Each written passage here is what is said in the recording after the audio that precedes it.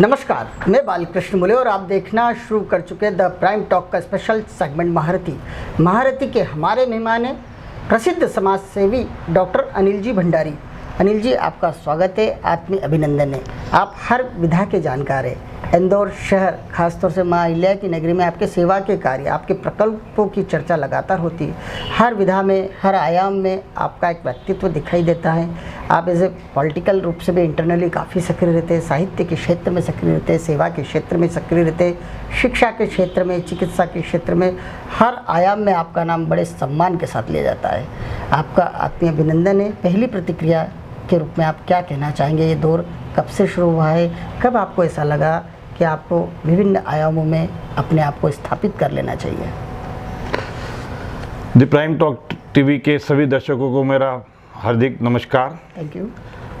आज का आप जो इस चर्चा में मुझे साथी बनाया, तो सर्वप्रथम मैं बता दूं, मैं एक सेवक के रूप में कार्य कर रहा हूं। और मुझे जब मैं पैदा हुआ, स्कूलिंग करी, जब बड़ा हुआ, तो चूंकि हम जैन समाज से हैं, तो हमें विरासत में एक सेवा के भाव मिले हैं। बिल्कुल सही। महावीर ने कहा है कि जियो और जीने दो। फिर हमारे बुजुर्ग, माता पिता, ईश्वर को तो हमने देखा नहीं, उनके हमें प्रेरणा से मुझे ये सेवा के यज्ञ में एक अपनी आहुति देने का करीब 17 साल 18 साल की उम्र से मुझे ये सौभाग्य प्राप्त हुआ। और मैं आज ईश्वर को धन्यवाद देता हूँ और उन सभी को धन्यवाद देता हूँ जिन्होंने मुझे इस सेवा का अवसर दे रहे हैं आज तक। और इसी को सतत रूप से करते करते इसमें हम नए आयाम करते रहे। मैं पर्यावरण से जुड़ा, फिर मैं शिक्षा से जुड़ा, फिर कल्चर से जुड़ा, ऐसे तमाम अलग अलग विधाओं से जुड़ते जुड़ते उससे पहले सीखा, फिर उसमें हम क्या नया रूप दे सकते हैं वो सीखा, और क्या क्या नया कर सकते हैं, और एक नई तकनीक और नई तरीके से हम इस देश के अंतिम व्यक्ति तक अपनी सेवाएं कैसे दे सकते हैं, उसको सतत एक कार्यकर्ता के रूप में करता आ रहा हूँ। पिछले 3.5 दशक से कार्य कर रहा हूँ और ईश्वर से यही मानता हूँ कि मुझे मौका देते रहे ताकि मैं सेवा का कार्य करता हूँ। क्योंकि इसके पीछे मेरी मूल भावना ये है कि हमें आज समाज ने कुछ दिया है, बिल्कुल सही, तो हमें समाज का ऋण चुकाना है। बिल्कुल सही कहा। और उसका तरीका बस यही है कि ईश्वर ने आपको कुछ दिया है तो आप उसको अपने से नीचे वालों को दें ताकि आप समाज का ऋण चुका पाएं। बिल्कुल। तो इसी भावना के साथ एक कार्य कर रहा हूँ। काफ़ी सार्थक और सकारात्मक विचारों के साथ में आपने अपने जीवन की शुरुआत की। खास बात तो ये है कि इस उम्र में जाकर, जो आज आपकी उम्र है, इस उम्र में जाकर लोग सेवा का भाव कहीं ना कहीं अपने भीतर जागृत कर लेते हैं। लेकिन आप एक ऐसे महारथी बतौर पहचाने जाते हैं इंदौर शहर में खास तौर से कि आपने सेवा का कार्य उस समय थामा जब आप युवा अवस्था में हुआ करते थे, पूर्ण रूप से ऊर्जावान हुआ करते थे, कई एनर्जी से भरे हुआ करते थे। आपकी स्कूलिंग की बात करना चाहेंगे, आपके कॉलेज लाइफ की बात करना चाहेंगे, आपके जीवन के शुरुआती सफ़र की बात करना चाहेंगे, जब आपने ये सारे के सारे सपने संजोए थे और आगे बढ़ते चले गए। आज आपका जीवन जो है सार्थकता की ओर अग्रसर है। मैं जब पैदाइश करके मैंने होश संभाला तो लगभग 7-8 साल की उम्र रही होगी। तब से आदमी को जनरली एक हम मानते हैं कि कोई याददाश्त रहती है। बिल्कुल।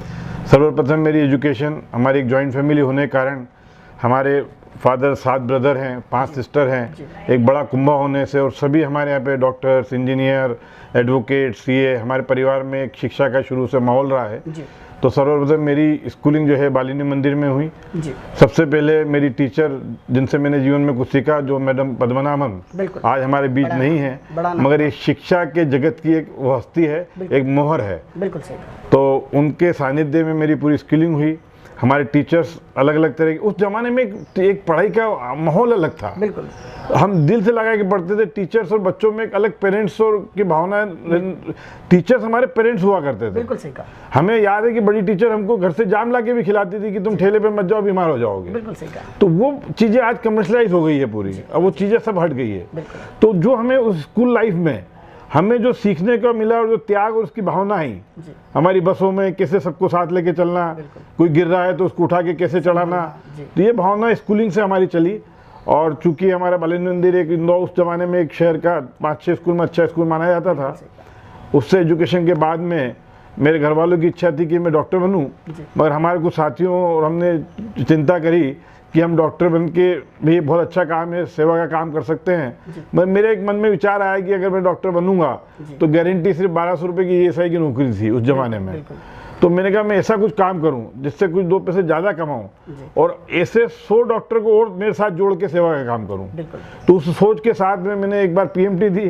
पीएमटी में मैंने, क्योंकि मेरा सोच ही बिजनेस की तरफ था, तो मैंने पीएमटी देने के बाद में फिर मैंने उसमें एडमिशन नहीं हुआ तो मैंने फिर बीएससी किया।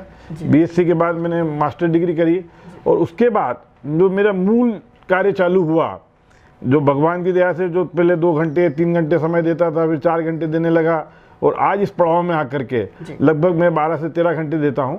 पहले बिजनेस मेरा 90% होता था, 10% मेरा सेवा का कार्य होता था। अब उल्टा हो गया, 10% बिजनेस हो गया, 90% सेवा हो गई है। और सतत ये करते करते जो मूल मेरा विचार था कि हम खाली हाथ आए, खाली हाथ जाना है, समाज को ऋण चुकाना है, उस भावना से चल रहे हैं। अब ईश्वर जब तक चलाएगा कार्य करते रहेंगे। और हमने इस दौरान मैंने ये सीखा कि जीवन में आप हमेशा एक विद्यार्थी रहते हैं। आप मृत्युशैया पे भी जब जाते हैं तब तक स्टूडेंट रहते हैं, क्योंकि हमें हर दिन सुबह से रात तक कुछ ना कुछ सीखने को मिलता है। तो जब तक हमने अपने आप को एक विद्यार्थी के रूप में हम अपने साथ चलते रहेंगे और हम कुछ न कुछ, हर आदमी से, आपसे भी आज मैं बात कर रहा हूँ तो कुछ न कुछ मुझे सीखने को मिलेगा। तो ये जीवन का सतत है। और सीखते सीखते फिर मैंने कई योजनाओं को, जो मेरे कार्य क्षेत्र था सेवा का, उसमें नए नए आयाम दिए।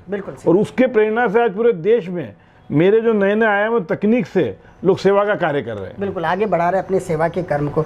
आपने स्टूडेंट वाली बात कही, लेकिन आप जैसे स्टूडेंट, आप जब कॉलेज स्टूडेंट हुआ करते थे वो काफ़ी स्वर्णिम काल कहा जाता है। आज इस इंटरव्यू के माध्यम से, चूँकि आप एक महारथी बतौर है, आपने कई युवा लीडर्स को उस ज़माने में गढ़ा है, उनको विचार दिए हैं, उनको आगे बढ़ा है। आखिर वो भी एक पहलू है आपके जीवन का कि आप खुद बढ़ने से ज़्यादा बाकी अपने साथियों को बढ़ाने में ज़्यादा विश्वास रखते थे। किस तरह याद करेंगे आज उस दौर को? मैंने जब बीएससी करी गुजराती साइंस कॉलेज से, तो हमारे टीचर्स में फर्स्ट क्लास स्टूडेंट हुआ करता था। टीचर से हमारा बड़ा प्रेम होता था। टीचर्स हमें गार्जियन की तरह सिखाते थे। वो बॉटनी हो, जूलॉजी हो, सारी चीज़ें हमको काफ़ी सीखने को मिली। पर उस दौरान जब हमारे यहाँ पे बड़े बड़े नेता आया करते थे, बड़ी सभाएं होती थी, डायरेक्ट इलेक्शन होते थे उस जमाने में। छात्र संघ चुनाव, तो छात्र संघ चुनाव ऐसे होते थे जैसे आज एमएलए के इलेक्शन हो रहे हैं। तो उस जमाने में हम देखते थे कई बड़े नेता लोग हैं, उनके भाषण सुनते थे, ये सुनते थे। तो मेरे विचार में एक आया कि यार ये नेताजी आज जीतते हैं तो इनका मुंह उतर जाता है, वो अगर जीतते तो मुंह अच्छा होता है, कल ये हारते तो मुंह उतर जाता है, अप डाउन बहुत रहते थे। तो मैंने सोचा कि अपन तो, चूंकि मेरा दिमाग मानव सेवा की तरफ था, तो मैंने कहा always be a king maker, never be a king. हमें अपने को किंग कभी नहीं बनाना है, किंग मेकर बने। तो हम किसी भी हाल में हमारे सेवा के कार्य में हम किंग मेकर बने रहेंगे तो हमको सबका सहयोग मिलता रहेगा। इसके पीछे मूल भावना ये थी। यदि आपके साथियों की बात की जाए उस दौर के, कौन कौन आपके मित्र थे कॉलेज लाइफ में, खास तौर से आज किस मुकाम पर है? कितनी खुशी होती है कि हमारे मित्र हुआ करते हैं, आज भी है, उनके आप समय समय पर मदद भी क्या करते थे उस दौर में, आज के दौर में भी? अरे ये तो एक बहुत ही अनोखी कहानी है जी। मैं अपने से 10 वर्ष बड़ों की उम्र के दोस्त मेरे होते थे, क्योंकि सेवा के काम होते थे। बिल्कुल सही कहा। तो मेरे ज़माने में, जैसे मैं मिंडा जी की बात करूं, मैं उनसे 12 साल छोटा था, पर हम साथ राजनीति करते थे। तुलसी जी की बात करूं, सज्जन भाई की बात करूं, तो हम सब साथ के राजनीति करे हुए हैं। वो भले ही अपने गोपी नीमा हो, भवर सिंह जी शेखावत थे, मगर मेरा इनका उम्र में बहुत फासला था। मगर चूंकि मैं किंग मेकर के रूप में एक मेरी छवि थी, एक वैचारिक क्षमता थी आपके, तो मेरा सबके साथ समन्वय था। तो वो एक जो माहौल था, ये सब आज के बाद मेरे अपने सतत पंकज संघवी यूनिवर्सिटी प्रेसिडेंट बने, ऐसे कई लोग हैं, कैलाश जी और हमने एबीवीपी के साथ में राजनीति चालू करी, अखिल भारतीय परिषद को इंदौर में जिंदा किया। हमारे समय में तीनों कॉलेज एक होते थे गुजराती के। तो हमारे टीचर्स ने हमें एक दिन कहा कि भाई हमारे यहाँ तो प्रैक्टिकल होते हैं, तो बड़ी हम इज्जत करते थे। आर्ट्स और कॉमर्स की स्ट्रीम में प्रैक्टिकल नहीं होते थे। तो उन्होंने कहा यार भंडारी तुम इधर आओ, कैलाश जी तुम ऐसा करो, कुछ ऐसा काम करो कि तीनों कॉलेज अलग अलग हो जाए। तो वो हमने एक संपूर्ण क्रांति पैनल से अखिल भारतीय बैनर के नीचे हम कैलाश जी ने एक आंदोलन किया, जो 7 दिन में फिर आज की तारीख में गुजराती तीनों कॉलेज अलग अलग है उस समय से। बिल्कुल पॉलिटिकल रूप से आप काफ़ी स्ट्रांग रहे, और आपने जिस तरह से बताया कि किंग मेकर की भूमिका में रहे, भले आप उम्र में कम रहे हो, लेकिन बौद्धिक क्षमता आज आपकी फिर झलकती है और कहने के देवी अहिल्या की नगरी आपको खूब मान देती है। आपने सेवा के क्षेत्र में काफ़ी काम किया। शुरुआत कहाँ कैसे हुई, कितने छोटे कार्य से शुरुआत हुई, और आज उन कार्यों को कितना वृहद स्तर पर आप ले जाने में कामयाब हो पाए?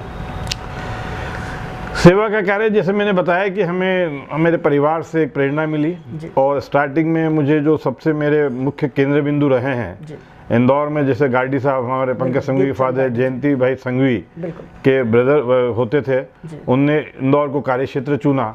तो हम जब 17 साल के होते थे तो उनके साथ रोज गाँव में जाके काम करना, 17-18 साल की उम्र थी हमारी, और गांव में जाके काम करना, उनके प्रोजेक्टों को संभालना, ये सब काम करते करते मेरे भावना जगी कि फिर मैंने मेरे अपनी सहायता संस्था को थोड़ा सा चालू किया, सदाचार समिति को चालू किया, अपने खुद के प्रोजेक्ट चालू करे, छोटे छोटे दवाइयों के, स्वास्थ्य में, भोजन पैकेट योजना, ये सब चालू करी। और नेमिनाथ जी जैन मेरे प्रेरणा स्रोत थे, जयंती भाई संघवी, दीपचंद भाई गार्डी, ये लोग मेरे बड़े प्रेरणा स्रोत रहे हैं। और इनसे मैंने जीवन में बहुत सीखा है कि कैसे जीवन में अपना पैसा कमा के भी लोगों की सेवा करना। तो ये मेरे प्रारंभिक दौर में ये मेरे प्रेरणा के स्रोत रहे। फिर धीरे धीरे काम बढ़ता गया। फिर एक चूँकि हमारा इंजीनियरिंग का काम है, हम बॉयलर्स बनाते हैं, मेरी 3 फैक्ट्रीज हैं, तो एक टेक्निकल दिमाग होने की वजह से फिर मैंने इसको काम को एक हमने टेक्निकल रूप दिया, सेवा के कार्य को, शानदार। उसमें हमने ऐसा सेवा का रूप दिया, वो जीते बढ़ते बढ़ते बढ़ते आज मेरी स्थिति ये है कि हम 50 लाख रुपए महीने का एक्चुअल इन्वेस्टमेंट करते हैं और हम लोग करीब लगभग 5 करोड़ रुपए की मार्केट वैल्यू की चैरिटी करते हैं। अब ये जो अंकगणित है ये मैं आपको समझाना चाहूँगा। बिल्कुल बताइए। जैसे सहायता संस्था है, सहायता संस्था की हमारी करीब 16 ब्रांचेस हैं और मध्य प्रदेश के लगभग सभी जिला अस्पतालों में हैं। इंदौर में एम्बा अस्पताल में हमारा हेडक्वार्टर है, गीता भवन, क्लास मार्केट हॉस्पिटल, जिला अस्पताल, तो ऐसे तमाम। इसमें हमारा कॉन्सेप्ट क्या है? बिल्कुल, हम पहले दवाइयाँ खरीदते थे आज से 30 वर्ष पूर्व, तो हम घूम के तो मेरे अंकल और ये लोग दवाई बांटते थे। तो एक रोज कैंसर हॉस्पिटल की मशीन खराब हो गई, तो मेरे अंकल जो थे कल्याण मल जी भंडारी, उनने मुझे बुलाया कि यार इसमें टेक्निकल है, जरा देखो मेरे फादर को और मेरे को, क्योंकि मेरे फादर इंजीनियर है। तो वो उसके करीब उस टाइम पे 30,000 रुपये मांग रहे थे। तो फादर ने उसका सिर्फ 200 रुपये का बेरिंग बदल के उस कैंसर की मशीन को, कोबाल्ट मशीन को ठीक कर दिया। तो मेरे अंकल जो हैं कल्याण मल जी भंडारी, वो मुझे ले गए कि भाई मैं यहाँ दवाइयाँ बांटता हूँ, अनिल थोड़ा तुम्हारा समय यहाँ दो मेरे को साथ में। तो मैंने कहा आप लोग घूम के बांटते हो, क्या करते हो? तो फिर मैंने कहा ठीक है मैं आता हूँ। फिर मैं जाना चालू किया उनके साथ आधा घंटा रोज। तो एक जूनियर डॉक्टर एसोसिएशन का एक ड्रग बैंक होता था हॉस्पिटल में, सुपरिटेंडेंट ऑफिस के सामने। ठीक है। जब मैं दौड़ा करते करते निकला तो मैंने कहा यार एक लगी, सब कुछ लगा और कुल 10-20 दवाइयाँ पड़ी है। तो मैंने वहाँ पूछा आप करते क्या हो? बोले हमारे जूनियर डॉक्टर थोड़ी बहुत दवाई ला देते हैं, हम यहाँ पे निःशुल्क देते हैं। फिर मैंने जूनियर डॉक्टर एसोसिएशन से चर्चा करी कि भाई ये केंद्र है, हम जो घूम के दवाइयाँ बांटते हैं, सहायता संस्था को दे दो ताकि हम स्थायित्व करके हम ये काम हमारा बढ़ा लें। तो उनसे वो लेना हुआ 10 बाय 10 का केबिन सुपरिटेंडेंट के कमरे के सामने।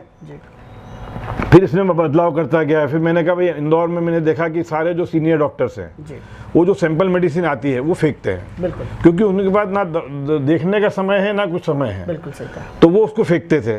तो मैंने इंदौर के 100 डॉक्टर की एक लिस्ट बनाई, मैं उनके यहाँ गया, मैंने कहा भाई ये कंटेनर में रख के जा रहा हूँ डॉक्टर साहब, आपकी जो सैंपल मेडिसिन है आपके प्यून को बोलिए कि आप इसमें डाल दें। बिल्कुल सही कहा। और मैंने कहा ये एक मानव सेवा काम होगा, हम ये आपकी दवाइयाँ निःशुल्क बांट रहे हैं, आप आके हमारा कार्य देखिए। तो मेरा कॉन्सेप्ट इसके पीछे क्या था कि वो वेस्ट जो जा रही है, बिल्कुल सही कहा, बड़े डॉक्टर कोई बेचता भी नहीं, तो वो उसका यूटिलाइजेशन हम गरीबों के लिए, उनके इलाज के लिए। अब ये कॉन्सेप्ट जब चलाया तो आज मेरी सहायता संस्था में लगभग पूरे मध्य प्रदेश और बाहर जितने हमारी ब्रांचेस हैं, लगभग 2 करोड़ रुपए मार्केट वैल्यू की महीने की दवाइयाँ, जिसकी मार्केट वैल्यू 2 करोड़ है, हमें निःशुल्क आती है, हम निःशुल्क सेवा करते हैं, मगर मरीजों के लिए उसकी वैल्यू है ना, खूब वैल्यू। तो लगभग हम 10 गुना हम जो कीमत का काम कर रहे हैं। एक कॉन्सेप्ट ये है। फिर सहायता में सारे सीनियर सिटीजन को जोड़ा। एक डॉक्टर घर में 60 साल के बाद पैसे घर बैठा है, बिल्कुल, इंजीनियर घर बैठा है, जो 2 लाख के पगार से रिटायर हुआ, जो 1 लाख के पगार से रिटायर हुआ। तो मैंने कहा इनके जो स्किल का मेन पावर क्यों उपयोग करें। फिर मैंने सब संस्थाओं से बात करी और मैंने तय किया कि मैं सब जितने सीनियर सिटीजन एसोसिएशन से हैं, सब एसोसिएशन से मैंने कांटेक्ट किया। उनके एनुअल फंक्शन में मैंने उनको लेक्चर दिया कि बात इस तरह से आप जुड़ सकते हैं। तो ये एक विन विन कंडीशन हो गई। उस उम्र के पड़ाव में वो घर पे अकेले बैठे हैं और घर में भी परेशानी और साथ में और यहाँ पे मानव सेवा में आ रहे हैं। तो मुझे 1 लाख रुपए के स्किल का आदमी मिल रहा है सेवा के लिए, उनको आनंद आ रहा है काम करने में। बिल्कुल, और एक तो ये लंबा एक अनुभव विन मिल विन रहा है। कंडीशन है दोनों के लिए। बिल्कुल सही कहा। तो आज हमारी संस्था में लगभग 350 लोग पूरे मध्य प्रदेश में आते हैं। इंदौर एमवाई में अकेले में करीब 22 लोग आते हैं जी। जो रिटायर्ड डी हैं, रिटायर्ड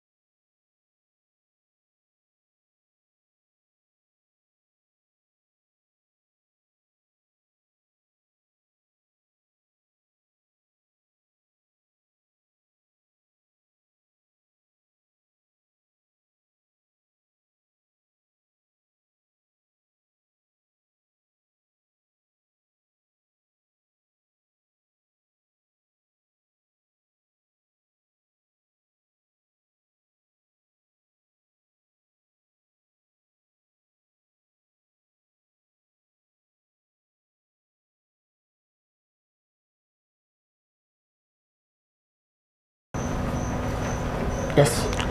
तो इस सफ़र में जो आप अलग अलग संस्था की बात कर रहे हैं, जी। तो एक थोड़ा सा बहुत इम्पोर्टेंट जो इस हमारी सहायता संस्था का वो बता दूं जी। कि जो मैं नए आयाम नए तकनीक से काम करता हूं, तो 96 में हमने एमवाई में देखा कि वहाँ लगभग 500 डिलीवरियाँ पर मंथ होती थी। जी। तो हमने कहा कि भाई 70 से 80% बच्चे बीमार पैदा होते थे, जी। क्योंकि दवाइयाँ लेने हमारे ही आते थे, पता चल जाता था। तो पता चल जाता। तो हमने इस पे 3 डॉक्टरों को लगा के इसका सर्वे किया, जी। जूनियर डॉक्टर्स को। जी। तो हमने ये सर्वे किया कि इसमें का कारण ये है कि सब ये बस्ती की स्लम एरिया की लेडीज़ हैं जी। और ये नीचे के तबके के हैं और लोअर क्लास की हैं। फिर हमने और तह तक गए तो हमने देखा ये माल न्यूट्रिशन की कमी के कारण जी। ये इनका हीमोग्लोबिन 7 से कम होता है। बिल्कुल सही। और ये बस्तियों में क्या है, जो गरीब लोग हैं इनके यहाँ sex is only sort of entertainment. जी। घर में खाने को नहीं और 4-4 बच्चे पैदा किए जा रहे हैं। लेडी का वजन 35 किलो और वो प्रेग्नेंट है, तो अब आप समझिए क्या प्रोडक्ट देगी वो। बिल्कुल सही कहा। तो यही हालत थी कि 70 से 80% बच्चे बीमार पैदा होते थे। तो हमने एक हाई प्रोटीन डाइट डेवलप किया, पोषण आहार। पौष्टिक आहार, बिल्कुल। जिसमें 30% सोया फ्लोर होता है क्योंकि हाई प्रोटीन होता है 52%, करीब 35% गुड़ होता है जी। और लगभग 10% घी है, 10% चने का आटा है, 10% पीनट्स हैं और 10% गेहूं का आटा है। तो इसका हमने पूरा एक लड्डू का चूरमा तैयार किया, जो मेरे घर में भी खाते हैं, आप भी खा सकते हैं, सब खा सकते हैं। मगर ये सारे कॉम्बिनेशन से हाई प्रोटीन हो गया। बिल्कुल। फिर हमने एमवाई में, जहाँ पे 5वें महीने की प्रेगनेंसी से 9वें महीने तक महिलाएं हर 15 दिन में चेकअप पे आती है, वहाँ हमने काउंटर किया कि उन मैडम को कहा या कार्ड बना दीजिए जिसके ये नॉर्म्स हैं, कमज़ोर हैं, उनको आप हर 15 दिन में एक थैली दे दीजिए। तो 5 महीने में हमने जब थैली दी, उसके बाद हमने 35 लेडी को सप्लीमेंटेड लेडीज और 35 नॉन सप्लीमेंटेड। तो उसका हमने जब डिफरेंस देखा तो बच्चे करीब हमने रेशो उल्टा कर दिया, 70% बच्चे स्वस्थ पैदा होने लग गए। लेडी का जो बच्चे का वजन है वो 200 से 250 ग्राम बढ़ा, लेडी का हीमोग्लोबिन 1 से 3 ग्राम बढ़ा। तो ये मिरेकल हो गया। फिर ये हम सतत देते हैं एमवाई में। फिर हमने नंदानगर मैटरनिटी चालू करा, वो 3 वर्ष पूर्व मैंने इंदौर जिले के जो सरकारी अस्पताल हैं जहाँ पे 9 जगह डिलीवरी होती है, वहाँ ये सभी को हम पौष्टिक आहार देते हैं। तो भावना क्या है देखिए कि हमने एक लेडी पे 1,500 रुपये लगाया, देश का 25 लाख रुपए बचाया। बिल्कुल सही। क्योंकि एक बच्चा जब जन्म से बीमार पैदा होता है तो पहले घर को बर्बाद करता है, बिल्कुल सही कहा। फिर समाज को बर्बाद करता है फाइनेंशियली, फिर सरकार को, और 25 साल तक अनप्रोडक्टिव रहता है। तो हमारे देश पे, नेशन पे उसकी टोटल कॉस्ट 25 से 30 लाख आती है और हमने इन्वेस्टमेंट कितना किया? 1,500 का। तो ऐसी योजना हमारी सहायता में प्लास्टिक सर्जरी कैंप है, ब्लड डोनेशन कैंप है, ऐसे तमाम का 12 तरीके हम गतिविधियाँ चलाते हैं। और इसके बाद मेरी एक संस्था है सदाचार समिति, उसका कुछ वाक्य ऐसा हुआ कि एमवाई में हम देखते थे कि लोग गांव से गरीब आते थे, अटेंडेंट, उनका पेशेंट भर्ती रहता था और वो ईंट पे खाना बना रहे थे। तो हमने देखा कि इनकी प्रॉब्लम क्या है, क्योंकि उनके पास पैसा नहीं है, वो होटल में खा नहीं सकते, तो घर से आटा लाते, वहीं ईंट पे बनाते हो, पेशेंट भर्ती रहता। और चूंकि वो खाना बनाने में उनका समय जाता तो अपने पेशेंट को अटेंड भी नहीं कर पाते थे। और एमवाई हॉस्पिटल के पूरे सराउंडिंग में एक अनहाइजीनिक कंडीशन बनती है, जो एक रोग दूर करने की जगह है वहाँ ये रोग पैदा करते थे, बिल्कुल सही कहा। धुआं होता था, ये होता था, कचरा होता था। तो हमने कहा नहीं, आप सब बंद करिए, हम आपको 1 रुपये में खाने का पैकेट देंगे जी। और उस दिन से आज तक हम 1 रुपया चार्ज करते हैं अटेंडेंट के लिए, जिसमें 5 रोटी सब्जी होती है। फिर ये विसर्जन आश्रम में हमको मानव मुनि जी और विनोबा जी के जो शिष्य रहे हैं दादा भाई नाइक, उनने हमको 2 कमरे दिए। आज वो सतत चल रही है। आज भी हमारे लेबर की प्रॉब्लम के कारण हमने उसको पूरा मशीनाइज कर दिया है। रोटी बनाने की मशीन, सब्जी काटने की मशीन, आटा गूंदने की मशीन, पूरा मशीनाइज कर रखा है। वो ऐसा हाइजीनिक है कि आप और हम लोग खुद बैठ के खाना खाते हैं। इसको आज मेरे 32 वर्ष हो गए हैं, इसकी आज तक एक छुट्टी नहीं हुई। और इंदौर में बाढ़ आ जाए, कभी भी आ जाए, इस कालों में हमने सरकार की पूरी मदद करी है, NGOs की पूरी मदद करी है। और अभी कोरोना के दौर में हमने 5000 से 10,000 पैकेट डेली बना के दिए हैं पिछले पूरे 3.5 महीने तक, और अभी भी सतत चालू है। तो ये योजना, इसी के तहत हमने पूरा पंचंग फेल से सबको हाई प्रोटीन डाइट के पैकेट्स दिए, जिससे इम्यूनिटी बढ़ी है। तो इसको हमने कंट्रोल किया, पंचंग फेल, घुमा पिफेल, काजी के साथ। तो इसके साथ भी तमाम इंदौर में 25 संस्थाओं को, जो वृद्धाशाला, वृद्धाश्रम है, बच्चों के हैं, इनके यहाँ जिस रोज खाने का डोनेशन नहीं है उनको हम डोनेशन देते हैं, पक्षियों को दाना डालते, तमाम सारे काम। तो ये हमारा एक सतत काम पिछले 32 वर्षों से सहायता का है। फिर पर्यावरण में हम लोग सेंटर फॉर इन्वायरमेंट CEPRD है, जिसमें कई वेबिनार करते हैं, कई हम लोग कैंप करते हैं, कई स्कूलों में वो करते हैं। जो एक संस्था हमारी आज 18 साल पुरानी है, जिसके संस्थापक सुधीर मिश्रा जी रहे हैं, गजरा साहब रहे हैं, मैं उसका वाइस चेयरमैन हूँ अभी। और तमाम सारी पर्यावरण की गतिविधियाँ करते हैं। MP किडनी फाउंडेशन का मैं अध्यक्ष हूँ, जिसमें आज सबसे भयावह देश की बीमारी, विश्व की बीमारी है किडनी की। तो उसमें किडनी की रोकथाम कैसे हो, हम एक्सीडेंटल किडनी एक मरीज को कैसे दिला पाएँ, उसके डायलिसिस में पूरी मदद करना। इसमें इंदौर के, मध्य प्रदेश के 17 डॉक्टर्स, डॉक्टर सालगिया से लेकर तमाम, डॉक्टर लाहौटी वो ट्रस्टी, और हम लोग नॉन डॉक्टर्स भी ट्रस्टी हैं। तो ये तमाम सारी चीज़ें उनके साथ है और इसमें सतत कार्य कर रहे हैं। फिर मैं ब्लाइंड एसोसिएशन में हम लोग 125 बच्चों का स्कूल का अध्यक्ष हूँ मैं, हेलन कलर स्कूल जो प्रकाश नगर में है। फिर हमारा एक इनका बड़े बच्चों का स्कूल हमारा किला मैदान पे ब्लाइंड स्कूल है। तो ऐसे अब इसकी गिनती तो तमाम है। तो इन्वायरमेंट हो गई, हेल्थ हो गई। फिर हम कल्चर में, सुलेमान साहब के टाइम में एक नया विचार आया कि राजवाड़ा जला हुआ था, तो इंदौर गौरव फाउंडेशन का गठन हुआ। मुझे उसका सौभाग्य मिला कि मैं उसका जनरल सेक्रेटरी बना, चितला साहब उसके अध्यक्ष हैं, कलेक्टर पदेन वाइस चेयरमैन होते हैं, एक 70 जनों का बोर्ड बना। और उसके बाद हमने राजवाड़ा का पब्लिक पार्टिसिपेशन से, क्योंकि इस डिपार्टमेंट के पास तो कोई पैसा होता नहीं है, तो पब्लिक पार्टिसिपेशन से पूरे राजवाड़ा का जीर्णोद्धार किया, पहले लाइब्रेरी का जीर्णोद्धार किया, प्रीतमलाल दुआ सभागृह बनाया, फिर इंदौर गौरव फाउंडेशन में छतरियों का उद्धार किया। फिर ये कॉन्सेप्ट पूरे देश में चला कि हम हमारी धरोहरों को पब्लिक पार्टिसिपेशन से कैसे संरक्षण दे सकते हैं। तो ये नागपुर से लेके कई जगह ऐसी संस्थाएं बनी। तो कल्चर में हम बहुत काम किया, आपके हेल्थ, इन्वायरमेंट। फिर हमारा इंटरटेनमेंट में बहुत काम है। अभी हमारे संगीत कला करके ऑडिटोरियम बन रहा है 1200 सीटर, जो आम जनता के लिए हम अगले 3 महीने में चालू कर देंगे। कोविड के कारण 78 में बन रहा है वो एयर कंडीशन, जो चैरिटेबल है, नो प्रॉफिट नो लॉस पे चलाएंगे। जैसे इंदौर में आपका ये रविन्द्रनाथ टैगोर और ये सब चीज़ें चल रहा है। तो ऐसी तमाम सारी एक्टिविटी हैं। हेल्थ है, एजुकेशन में बहुत काम कर रहे हैं।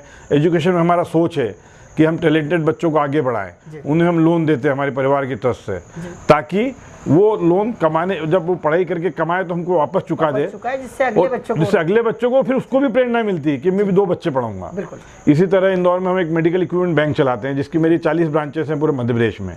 इंदौर में 2 ब्रांच हैं। इसमें एक जो गरीब परिवार है, आज उसके घर पे अगर कोई ऐसी बीमारी है तो उसको घर पे मेडिकल बेड चाहिए, ऑक्सीजन सिलेंडर चाहिए, व्हील चेयर चाहिए, ऑक्सीजनेटर चाहिए, नेबुलाइजर चाहिए, ये सारी चीज़ें हम नाम मात्र शुल्क पे हम उसको देते हैं। उसका काम हो जाए, जमा करा दें। ये शुल्क भी हमने 8 आने 4 आने 1 रुपया इसलिए रखा है कि अगर ये हमने शुल्क पहले नहीं लेते तो लोग 1 महीने में काम खत्म हो जाता है, 6 महीने में वापस कर देते। तो इस तरह से इसमें भी एक उद्देश्य का कॉन्सेप्ट है। आपके परिवार में आप बड़े आदमी हैं, आपने अपने दादाजी के लिए व्हील चेयर खरीद ली, बिल्कुल सही कहा। अब दादाजी का काम खत्म हो गया 3 हफ्ते बाद, तो उनको एक डोनेशन की जगह मिल गई कि ये सेवा में इनका दे सकता था। नहीं तो पहले वो गैरेज में पड़ी रहती तो अटाले में बिकती थी, पलंग हो या ये तमाम। तो अब इसमें आप कॉन्सेप्ट देखिए, मैं एक मेडिकल इक्विपमेंट बैंक चालू करता हूँ, मेरा 3 लाख रुपए लगता है, और आज उसमें असेट्स हो जाती है 3 लाख की 20 लाख। क्योंकि लोगों का डोनेशन आने लगता है, तो लोगों का जो वेस्ट पड़ा है ये उसका यूटिलाइजेशन है फिर मेरे उसी कॉन्सेप्ट पे। और मैंने जो PhD करी है उसका मेरा जो विषय है वो भी innovative ideas in social work है, तो उससे भी मुझे काफ़ी थीसिस लिखने में आपके ओवरऑल जितना भी आपका माइंड है इसका लाभ जिस तरह से इंदौर को ही नहीं पूरे प्रदेश भर को हुआ और आपके कॉन्सेप्ट को पूरे देश भर में सहारा आत्मसात भी किया गया। कितनी आत्मसंतुष्टि का भाव होता है आज पूरे 32 साल के आपके सेवा के कार्य के बाद, जिस तरह से आपका एक विचार जो है जो पूरा देश आत्मसात कर रहा है, आगे बढ़ रहा है, किस तरह के आत्मसंतुष्टि का भाव उत्पन्न होता है? आपने जो अपने शब्दों में विचार वापरा, तो अब मेरा ये मानना है कि मेरी सारी संस्थाओं के काम आज एक लोगों के लिए विचार बन गए। बिल्कुल सही। और इसी तहत की जहाँ से संतुष्टि की बात करता हूँ तो मैंने 2 चीज़ की कसम खा रखी है कि मैं आप इतने 32 साल 35 साल के करियर में मैं कहीं मुख्य अतिथि नहीं बना और मैंने आज तक सम्मान नहीं कराया, क्योंकि हमें इससे मैं की भावना आती है, स्वार्थ जगता है, अहंकार आता है। उसके बाद मेरा जो इस लाइफ का मेरा जो सार है जो लोगों को मैं बताता हूँ कि जीवन में आप 5,000 करोड़ रुपए कमा लीजिए, वो आपको शांति नहीं मिल सकती है जो एक गरीब को आप दवाई दे के ले सकते हो, एक गरीब को आप मदद करके ले सकते हो। मेरी डिक्शनरी में गरीब शब्द नहीं है नाम, वो जरूरतमंद है। बिल्कुल सही कहा। आज वो गरीब वो जरूरतमंद मेरे आया है, उसको आज जरूरत है, कल वो करोड़पति भी हो सकता है। बिल्कुल सही। तो आप और मैं भी जरूरतमंद है, हमारी जरूरतें दूसरी हैं। जरूरतमंद उसको खाने की जरूरत है, उसको दवाई की जरूरत है, मेरी दूसरी जरूरत है। तो आज वो जरूरतमंद है, तो मेरी डिक्शनरी में गरीब कोई नहीं है, वो है जो आदमी है जरूरतमंद है। बिल्कुल। तो मेरा दावा है कि जो आप सेवा में लगाएंगे ईश्वर आपको 10 गुना आपको कमा के देगा, ये मैं एश्योरेंस आपको देता हूँ, जो कि मैंने अपने पिछले 35 साल में मेरे जो अपना सोच है और अपने जीवन का हर आदमी को तन मन धन से, जरूरी नहीं कि पैसे से चैरिटी होती है। आप अभी आप बीकॉम करे हुए हैं, आप तय कर लें कि मेरे पास संडे को 1 घंटा मिलेगा, मैं अपने घर के आसपास के 8वीं क्लास के 5 बच्चों को पढ़ा दूंगा। बिल्कुल सही कहा। तो सिर्फ सेवा कोई पैसे से ही नहीं होती है।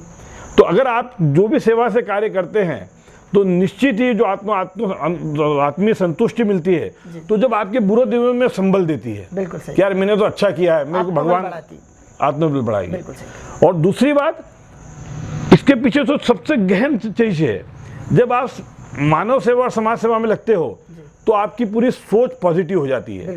क्योंकि जब एक आप अच्छा काम करने लगते हो और शाम को कोई आकर आपको कहता है कि यार भंडारी जी ये दाव है, इसमें अपन 50 लाख रुपए कमा सकते हैं, बट चूंकि मेरी मानव सेवा की सोच बन गई है तो मेरी पॉजिटिविटी सोच होगी तो निगेटिविटी चीज खत्म हो जाती है। बिल्कुल सही कहा। तो ये मैंने अध्ययन किया और ये मेरे जीवन में मुझे सीखने को मिला कि कभी भी गलत काम की ओर मैं अग्रसर नहीं हो पाता हूँ, क्योंकि मैं सेवा का काम कर रहा हूँ, पॉजिटिव काम करता हूँ तो निगेटिविटी दूर रहती है। तो मैं कंस्ट्रक्टिव काम करता हूँ तो डिस्ट्रक्टिव काम की ओर कभी नहीं जाता हूँ। ये मैंने 2-3 चीजें इससे सीखी है और यही लोगों को बताता हूँ, उनको शेयर करता हूँ अपने विचार, क्योंकि मैं सिखा तो किसी को सकता नहीं। बिल्कुल। तो ये विचार शेयर करता हूँ। तो जीवन में आपको जितना समय मिले आप थोड़ा अपना 10% समय मानव सेवा में लगाएं, वो आपको जो संतुष्टि देगा वो आप 10 करोड़ में नहीं कमा सकते।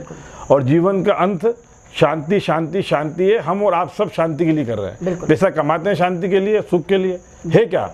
आपने ये सोचा वो काम नहीं हुआ तो आप दुखी हो गए, आपने वो काम सोचा अच्छा हो गया तो आप सुखी हो गए। बिल्कुल। तो यही भावना के साथ में ये करते हैं हम। जो एक सामाजिक चिंतन जो उभर कर आ रहा है, लगातार आप बातें जो कर रहे हैं, बता रहे हैं, क्योंकि एक लंबा कार्यकाल हो गया जब आप चिंतन करते, किसी चीज़ को काम करते और अपने खुद से काम करते, अपने विचारों से आगे बढ़ते, तो कहीं ना कहीं वो काम जो है, भले आप यूँ कहते हो कि आप 32 साल से काम कर रहे हैं सेवा का, लेकिन मैं मानता हूँ कि 32 साल नहीं, पूरे 64 साल का लंबा कार्य हो गया है। कि मैं मानता हूँ कि जिस तरह से दिन भर आप काम करते, काम करके आते, फिर एक इनोवेटिव वर्क करना है आपको, फिर एक नवाचार करना है, तो उसके लिए फिर रात्रि भर तक चिंतन होता है। और यही चिंतन आपकी बातों में स्पष्ट रूप से झलक भी रहा है। जिस तरह से कहा जाता है प्रकृति को यदि एक बीज बोया जाए तो 1000 गुना वो पैदा करती है, उत्पन्न करती है, वो आपको लौटाती है। और यही भाव कहीं ना कहीं आपके भीतर भी देखा जाता है। इसी मानसिकता से आप आगे बढ़ते जा रहे हैं। मैं देख रहा हूँ जैसे मेरी पत्रकारिता की शुरुआती काल में मैं आपसे मिलता था, उस समय भी आप इतने ही ऊर्जावान व्यक्तित्व के धनी थे, और आज जो है 25 साल बाद आपसे मुलाकात हो रही है, आपसे बात हो रही है, आपके चेहरे पे वही के वही ग्लो है। इसका राज क्या है? आखिर ये अतिरिक्त एनर्जी, ये आत्मविश्वास, ये आपकी बोल्डनेस, आपकी आवाज़ में जो ताकत है, मूलाधार चक्र से आपकी आवाज़ निकलती है, आखिर क्या करते हैं? योग करते हैं, प्राणायाम करते हैं, किस तरह अपने को आपको टिट फिट रखते हैं? मैं अपने प्रारंभिक जीवन काल में स्कूल से ही मैं खिलाड़ी रहा हूँ। जी मैंने नेशनल रिप्रेजेंट किया है बैडमिंटन में। अभी मैं बैडमिंटन की करीब 12 संस्थाओं में अध्यक्ष सेक्रेटरी हूँ और कई दूसरी खेलों की संस्थाओं से मैं जुड़ा हुआ हूँ, क्रिकेट एसोसिएशन से आदि आदि। और मैं इंदौर यूनिवर्सिटी का लाइफ सीनेट मेंबर भी हूँ। तो खेल मेरे जीवन में पहले दिन से है। किशन ओझा साहब मेरे कोच होते थे। सुबह जब तक मेरी एक टी शर्ट गीली नहीं हो जाती थी उतनी एक्सरसाइज के बाद मुझे हाथ में बल्ला देते थे। तो एक फिटनेस का जो मेरा खेल रहा है, नेशनल प्लेयर रहा हूँ, वो आज तक सतत जारी है। आज भी मैं सुबह अपनी दिनचर्या 5:30 बजे उठ के चालू करता हूँ, पेपर पढ़ता हूँ, उसके बाद 1.5 घंटा मैं खेलता हूँ अपने यशवंत क्लब जाके। और अभी कोरोना काल में सब बंद रहा तो मैं, मेरा बेटा, हमारी आप जॉइंट फैमिली देख रहे हैं, हम 70 जने एक साथ रहते हैं।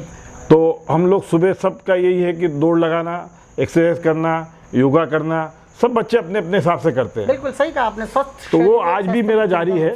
मैं रात को 2 बजे भी सोऊंगा, मगर वो मेरा सुबह 5:30 बजे उठ के 1.5 घंटे का एक्सरसाइज का शेड्यूल, क्योंकि जीवन में ये देखा है कि हम अगर स्वस्थ रहेंगे तो ही हम आगे काम कर पाएंगे। और वो सुबह जो अगर हम एक्सरसाइज वगैरह कर लेते हैं तो वो फिटनेस हमारे दिन भर हमको चार्ज करती रहती है। तो जो जैसा कहा है हेल्थ इज़ वेल्थ, बिल्कुल, तो वही हमारे मूल मंत्र है। और ये कार्य शक्ति जो बढ़ाने का जो एक मूल मंत्र जिसे कहा जाता है, यूँ भी कहा जाता है कि जो खिलाड़ी होता है वो कम से कम अपनी ज़िंदगी में फैसले सटीक और सही समय पर लेता है। और वही महारत जो है आपके भीतर भी देखी जाती है। क्योंकि आपने विभिन्न आयामों में के तहत काम किया है, अपने आप को स्थापित किया है। देवी अहिल्या की नगरी में आज आपका नाम है, आपका कृतित्व है। आपने हमारे कार्यक्रम द प्राइम टॉक के स्पेशल सेगमेंट महारथी का इसलिए आप हिस्सा बने। इस कार्यक्रम का नाम भी हमने इसलिए महारथी दिया है। आप इसी तरह दीर्घायु रहे, समाज के अंत्योदय की सेवा करते रहे, क्योंकि आप जैसे शख्सियतों के कारण, मैं तो कई बार बोलता हूँ कि रियल हीरोज़ की यदि बात होती है तो आप जैसे लोगों की बात होना चाहिए, जो अपने पास सब कुछ होने के बावजूद अपनी शौक पूरे करने के बजाय, अपने जीवन को उच्च स्तर पर ले जाने के बजाय उस निचले स्तर के हमारे जो मानव हैं, जो स्लम्स में रहते हैं, उनके लिए सोचते हैं, उनके लिए इतना चिंतन करते हैं। वाकई आप जैसी शख्सियतें साधुवाद की पात्र है। द प्राइम टॉक से आपने चर्चा की, एक महारथी बतौर चर्चा की, इसके लिए आपका तहे दिल से साधुवाद, धन्यवाद, आभार, नमस्कार। नमस्कार।